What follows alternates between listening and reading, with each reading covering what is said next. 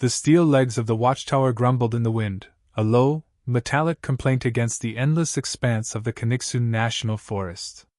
Inside the cramped glass-walled room at its summit, Elias Vance felt the vibration in his bones. It was a familiar feeling, the song of his lonely perch, 100 feet above a sea of ponderosa pine and unforgiving granite.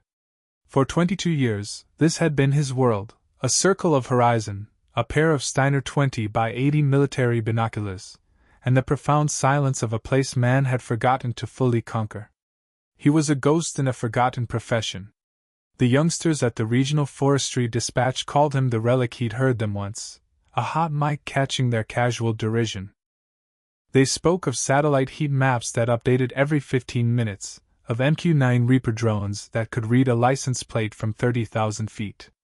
What need was there for a man with binoculars, a man whose pension was older than most of the rangers on the payroll?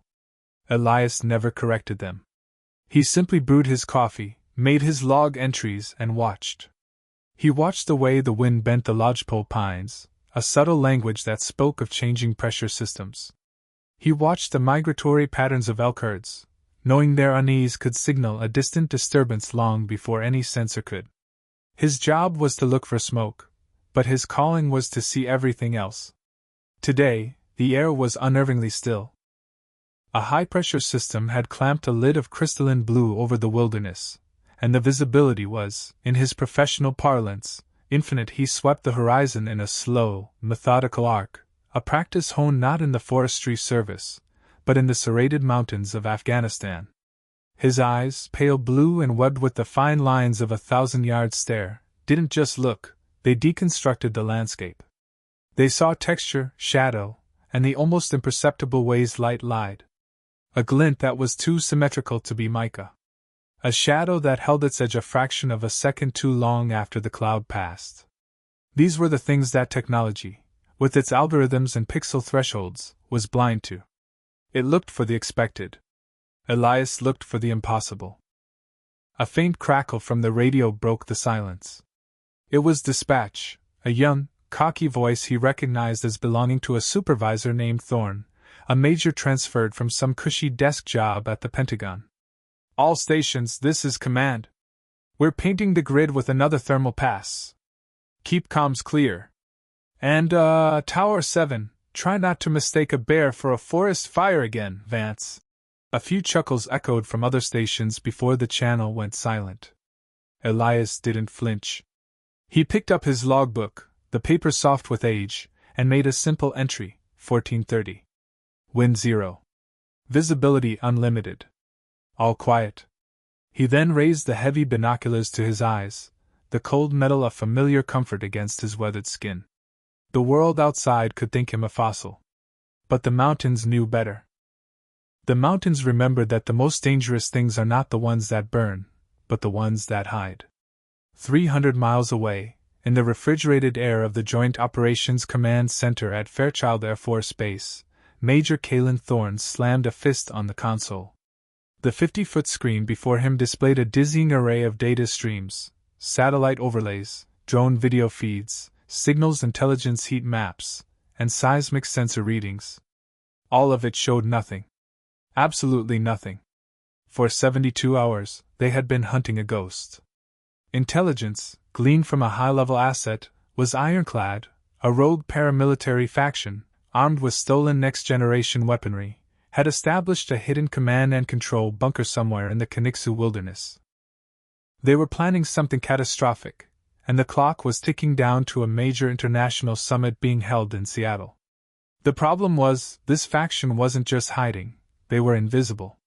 Their facility was shielded against thermal detection, buried deep enough to negate ground-penetrating radar, and camouflaged with a material that mimicked the spectral signature of the surrounding geology.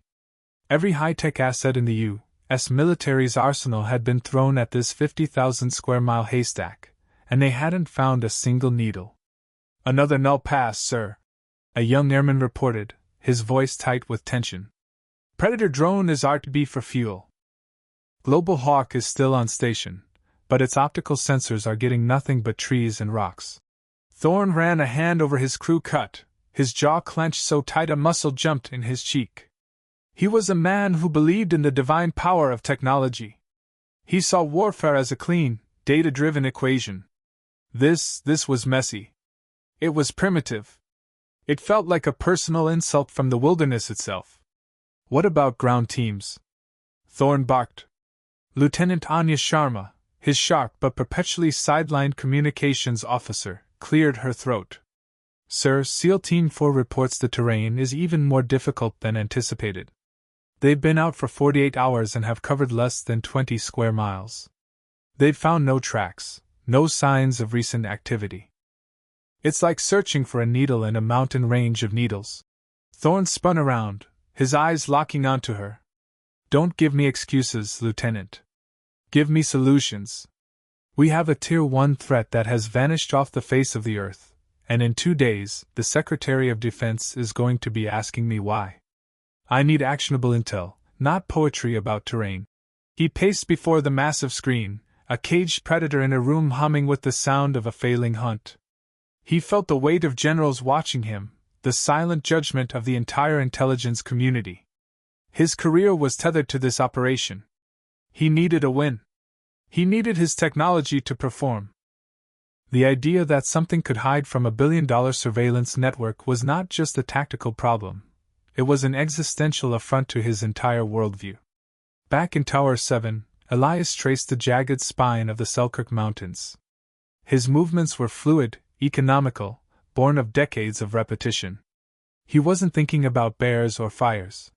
He was thinking about light. Specifically, he was thinking about the way the late afternoon sun struck a particular granite cliff face 50, maybe 51, miles to the northeast. He had been watching that cliff for 2 days. Something was wrong with it. It wasn't a thing he could articulate to a geologist or a physicist. It was a feeling, an instinct honed in places where a misread shadow meant the difference between life and death. The light on that cliff, it seemed to bend. Not like a heat shimmer, which danced and warped with a chaotic rhythm. This was different. It was a subtle, almost imperceptible softening of the edge of the shadows, a slight diffusion of reflected glare that didn't match the surrounding rock. It was as if the light was being subtly manipulated before it returned to his lens. To a satellite, it would be a single, unremarkable pixel. To a drone, it would be lost in the atmospheric haze. But to Elias, who knew the precise albedo of every rock formation within a 100-mile radius, it was a glaring anomaly. It was a lie. He didn't know what it was, but he knew what it wasn't. It wasn't natural. He lowered the binoculars, his brow furrowed. He picked up an old, laminated topographical map and a pair of dividers. With meticulous care, he triangulated the position, cross-referencing the distant peak with 2 closer, known landmarks. He made a small, precise X on the map with a grease pencil. Grid Sierra 9 or 7. He had no context for the frantic search happening leagues away. He knew nothing of the Tier 1 threat or Major Thorne's rising panic. He was simply a man doing his job, and his job was to notice things that were out of place. This was more out of place than a plume of smoke in a rainstorm.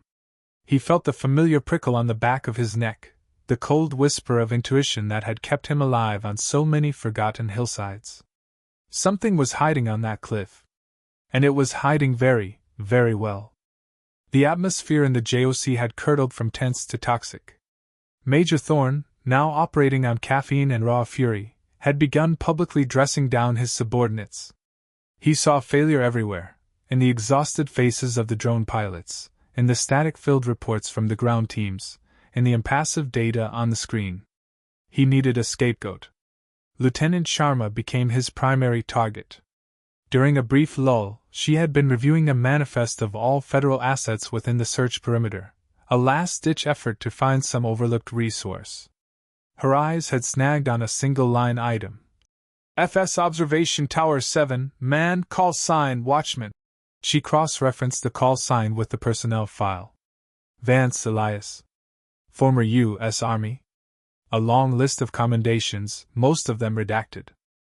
The final entry before his honorable discharge was for exceptional long-range reconnaissance, an idea, fragile and desperate, formed in her mind.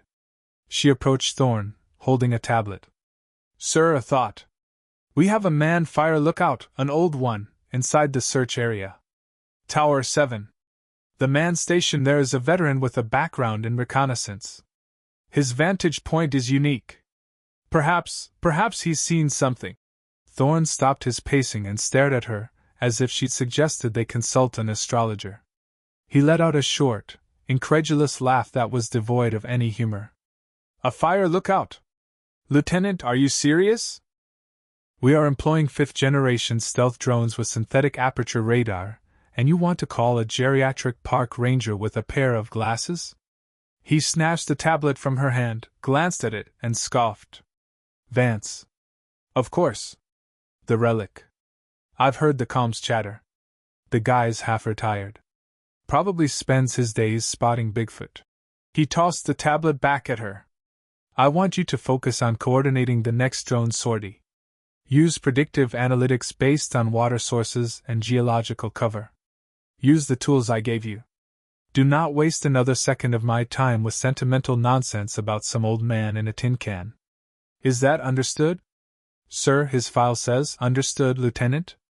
Thorn's voice dropped, each word a chip of ice. Sharma's jaw tightened. The eyes of every person in the room were on her. Humiliation burned in her cheeks. Yes, sir, she said, her voice barely a whisper. She retreated to her console, her idea crushed under the heel of his arrogance. But the thought wouldn't leave her. A man with a background in exceptional reconnaissance, sitting for years, just watching. What might a man like that see?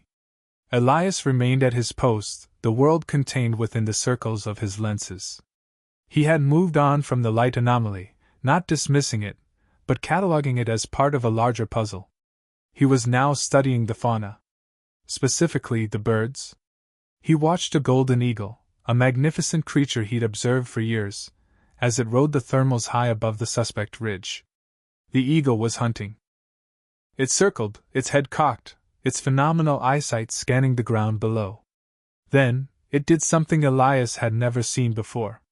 Mid-circle, the eagle suddenly flared its wings, banking sharply away from the cliff face as if it had hit a sheet of glass. It didn't dive, it fled. A territorial bird, the undisputed king of this sky, had just been spooked by a rock. He swung his binoculars lower, scanning the treeline at the base of the cliff. Nothing.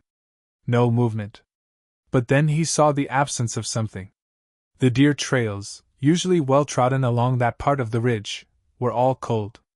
The foliage around the base of the cliff was too perfect, too undisturbed. In a forest teeming with life, that small patch of terrain was a dead zone.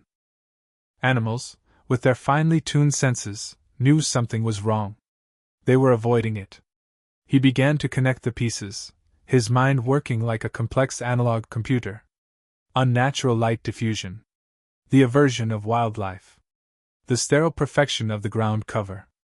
Each was a small, almost meaningless detail on its own. But together they formed a pattern. Together they told a story of something artificial. Something alien to the natural rhythm of the wilderness. He pulled out his logbook again, his hand steady. He didn't write about eagles or deer. He wrote about physics and behavior. 1645, Grid SN7. Persistent atmospheric lensing inconsistent with thermal variations. Suspect EM field. Biota avoidance patterns noted within a 500-meter radius of cliff base. Ground cover appears artificially arranged. He was no longer just a fire lookout. He was a hunter, and he was beginning to see the outline of his prey. He was looking at a masterpiece of camouflage, a deliberate, intelligent, and technologically advanced effort to erase a presence from the visible world. And it had almost worked. The JOC was a tomb of silent frustration. The deadline was no longer hours away, it was minutes. High-level communications were flooding the network, the digital equivalent of a storm-gathering force. Major Thorne stood frozen before the main screen, his reflection a pale, stretched mask of failure. The mission was a bust. His career was over. It was in this moment of absolute despair that a single, unassuming light blinked on Lieutenant Sharma's console. An incoming call from an unintegrated, low-priority channel. Call sign watchman. Her heart leaped. Ignoring protocol, ignoring the career suicide it represented, she patched the call through to the main comms system. A calm, quiet voice, weathered and steady as old timber, filled the cavernous room. Command, this is Tower 7. Watchman Thorne spun around, his face a thundercloud of disbelief. Who the hell authorized this? Get him off this channel. This is Vance. The voice continued unperturbed. I have a report on an anomaly at grid reference Sierra 97, bearing 290 from my position. Thorne strode over to Sharma's console and grabbed the headset. Vance, this is Major Thorne. You are on a secure command channel. What you have is a weather balloon or a trick of the light. We have assets monitoring that entire grid with technology you couldn't possibly comprehend. Now get off this channel before I have you cited for interference with a national security operation. There was a brief pause. The entire room held its breath, listening to the confrontation between the bleeding-edge future and the forgotten past. With respect, Major. Elias's voice came back, still infuriatingly calm. Your technology is looking for heat and solid shapes. What you should be looking for is the absence of things. You should be looking for the distortion. Sharma, emboldened by the old man's quiet defiance, stood up. Sir, please, just listen. What if he's right? We have nothing to lose. Thorne shot her a look of pure venom, but the desperation of the situation had cornered him. Every other option had failed. He was a drowning man, and even a blade of grass looked like a life raft. He barked into the headset, his voice dripping with sarcasm. All right, Watchman. You have our undivided attention. Tell us about this distortion. The fate of the mission, the safety of the city, and the career of every person in the room now hung on the words of an old man in a lonely tower 50 miles from nowhere. Major. Elias's voice was patient, like a professor explaining a complex theorem. Task your drone at Sierra 97. The Global Hawk will do. Tell the operator to ignore the primary rock formation. It's a decoy, designed to look solid and uninteresting on radar and LiDAR. Tell them to focus on the air around the formation, particularly on the western face where the sun is hitting it. In the JOC, Thorne relayed the instructions with a sneer, making a show of his disbelief for the benefit of his staff. Command to Sky 1, new tasking. Adjust orbit to focus on grid SN7. The old man in the tower wants us to take pictures of the air. The drone pilot, a young captain, complied without comment. The main screen flickered, then resolved into a crystal-clear, high-definition image of the cliff face. It looked exactly as it had on the last 50 passes, a monolithic, boring slab of granite. See, Vance? Nothing, Thorne said triumphantly. Just a big, dumb rock now. Elias continued, his voice steady. Have the operator switch from the multi-spectrum sensor to a simple high-contrast optical zoom. Full magnification. Tell him to look for a subtle refraction, a shimmer. It will look like heat haze, but it won't move like it. It will be fixed. Thorne rolled his eyes but gave the command. Sky 1, switch to optical, full zoom. Look for a shimmer. The operator's fingers danced across his keyboard. The image on the screen zoomed in, the granite face filling the entire 50-foot display. The resolution was staggering. You could see individual crystals in the rock. For a moment, there was nothing. Thorne's smirk widened. This was it, the final, pathetic gasp of a failed idea. And then it happened. The drone operator, following Elias's instruction, adjusted the digital contrast filter. The image flickered again. And suddenly, everyone saw it. A faint, almost invisible line, perfectly straight, running down the cliff face. And around it, the background pines seemed to warp and bend, just slightly, as if seen through a flawed piece of glass. It was a visual distortion field, a piece of cloaking technology so advanced it was thought to be purely theoretical. It bent light around an object, rendering it effectively invisible to the naked eye and most sensors. My God! Someone whispered. Retask the sensors, Sharma ordered, her voice ringing with newfound authority. Compensate for a refractive index of 133. Run a pattern analysis on the distortion. The airman at the signals desk typed furiously. A wireframe model appeared on the screen, overlaid on the optical image.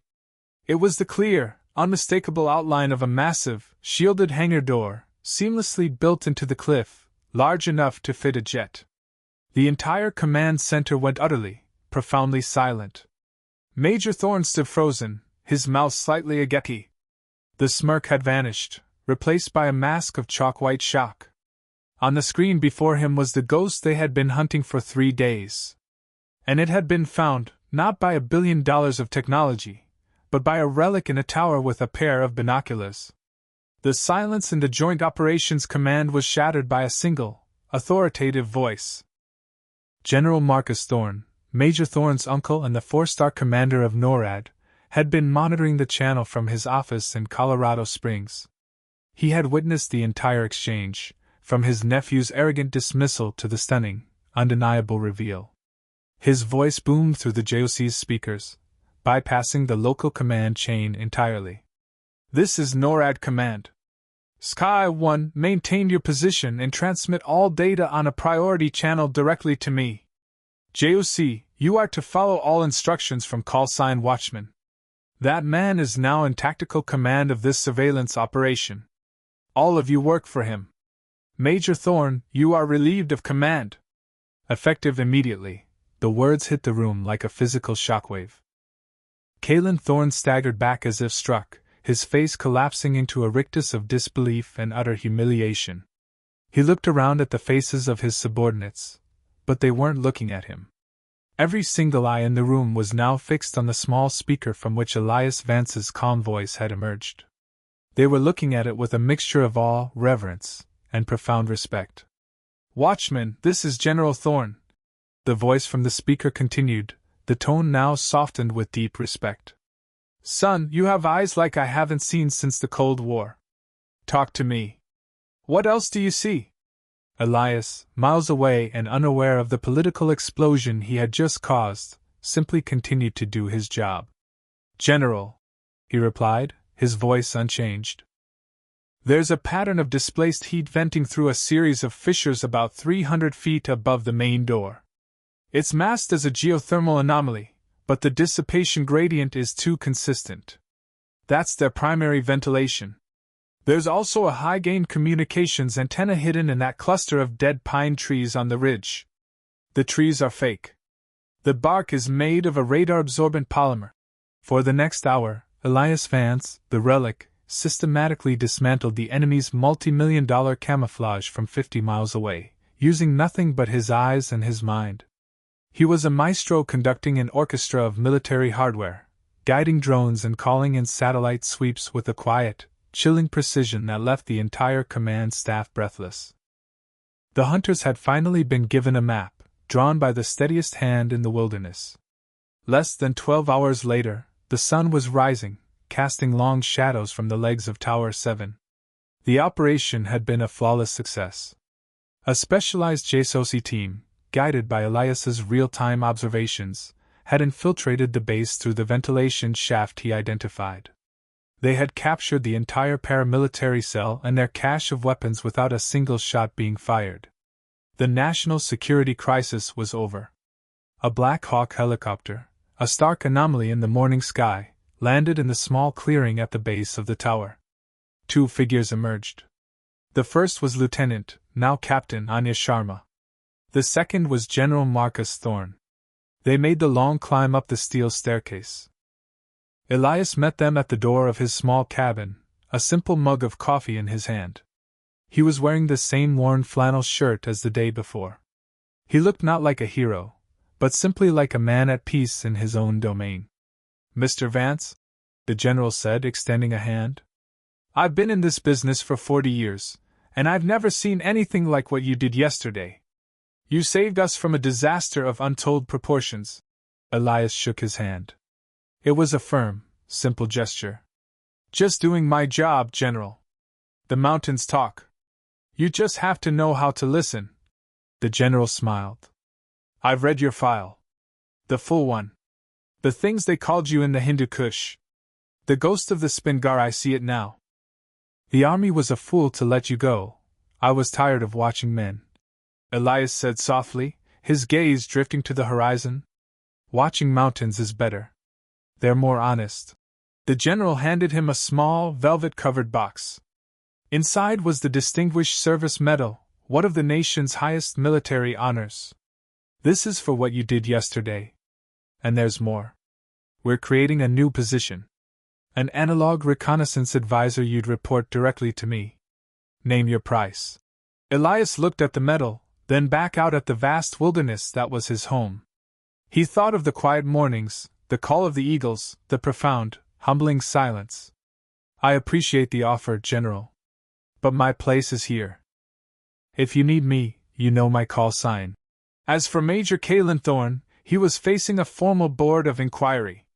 His career wasn't just over, it was a cautionary tale told to young officers about the mortal sin of arrogance, a lesson in humility delivered by a man the system had deemed obsolete. Elias Vance stood in his tower, the morning light glinting off the lenses of his Steiner binoculars. The Black Hawk was a receding speck in the distance. The medals sat on his small wooden table, an unexpected visitor in his Spartan world. Nothing had changed, and yet everything had. The radio crackled to life, but this time it wasn't the dismissive voice of a young dispatcher. It was the crisp, professional voice of Captain Sharma. Watchman, this is command. Just checking in? Anything to report? Elias raised the binoculars to his eyes, the familiar way to comfort, a part of him. He scanned the distant, magnificent horizon, his horizon.